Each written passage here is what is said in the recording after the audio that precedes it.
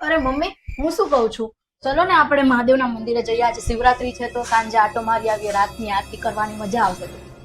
ના હો, મારે તો ક્યાંય આવું નહીં. મને તો આજે જાણે શિવરાત કરી છે ને તો આમ ચક્કર આવે ને એવું લાગે, લે, શક્તિ શું ઊંધી લાગે. થયું? ચક્કર આવે ને એવું લાગે છે, નહીં સારું લાગે. એવું તો ખાધું નતું તમે? કઈ ફરાળ નતો કર્યો?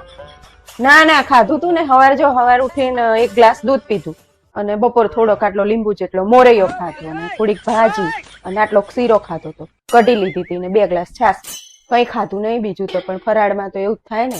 અને બપોર ઉઠીને 2 કેળા ખાધા ને 1 ગ્લાસ ચીકુનો જ્યુસ પીધો. બાકી સવારનું કઈ ખાધું નહીં. એટલે જ મમ્મી, એવું હોય તો શરબત પી લ્યો, નકર અશક્તિ આવી જશે તમને.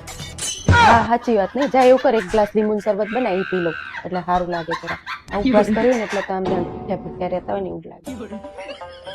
અને આટલું શિવરાત્રી રહીને ખાધું છે તો આવું થાય છે. તો હા, ભૂખા પેટે તો હું ઉપવાસ કરીએ.